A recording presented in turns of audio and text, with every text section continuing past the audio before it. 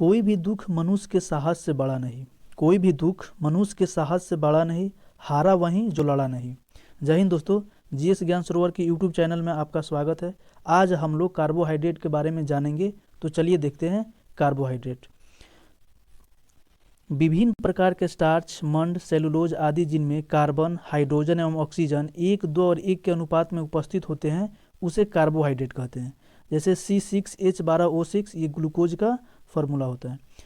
शरीर को जितनी ऊर्जा की आवश्यकता होती है उसकी 50 से 75% तक की मात्रा पूर्ति कार्बोहाइड्रेट से ही हो जाता है। 1 ग्राम ग्लूकोज के पूर्ण ऑक्सीकरण से 4.2 किलो कैलोरी ऊर्जा प्राप्त होती है।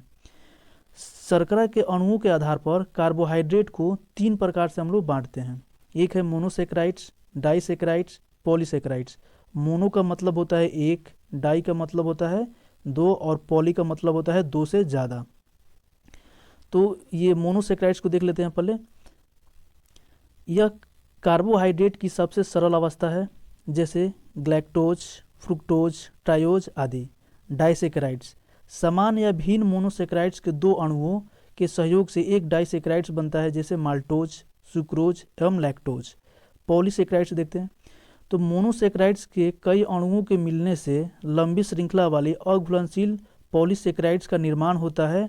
यह आर्थ्रोपोडा के बाह्य कंकाल व सेलुलोज में भी पाया जाता है, जैसे स्टार्च, ग्लाइकोजन, काइटिन आदि।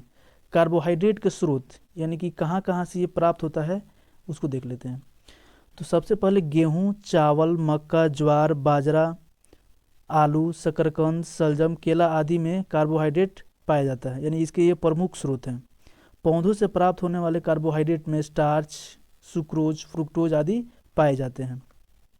दूध से लैक्टोज प्राप्त होता है तथा यकृत से ग्लाइकोजन प्राप्त होता है। कार्बोहाइड्रेट के प्रमुख कार्य इसको देखते हैं अब।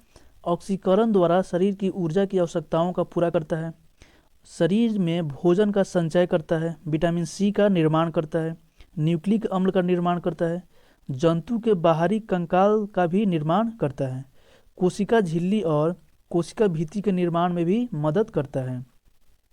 जब शरीर में ग्लूकोज की मात्रा अधिक हो जाती है तो इंसुलिन हार्मोन की मदद से शरीर में ग्लाइकोजन के रूप में संचित कर देता है, तथा जब रक्त में ग्लूकोज की मात्रा कम हो जाती है तो ग्लूकोन हार्मोन की मदद से ग्लाइकोजन को ग्लूकोज में परिवर्तित कर दिया जाता है। सपोज कीजिए आप 4 रोटी खाते हैं, लेकिन किसी पार्टी में गए और वहाँ पे आपने 8 रोटी खा लिया। तो जो 8 रोटी खा लिया तो 4 रोटी से जितना कार्बोहाइड्रेट निकला वो तो आपके बॉडी कंज्यूम कर लेगा, लेकिन जो बाकी का 4 रोटी का जो कार्बोहाइड्रेट है वो ऐसे ही बच जाता है। तो वो जो कार्बोहाइड्रेट जो एक्स्ट्रा कार्बोहाइड्रेट बना है उसको इंसुलिन हार्मोन क्या करता है, ग्लाइकोजन में बदल देता है और बॉडी में संचित कर देता है। बाद में जब आप किसी कारणवश खाना नहीं खा पाते हैं तो आपको फिर एनर्जी की चाहिए, जरूरी एनर्जी चाहिए।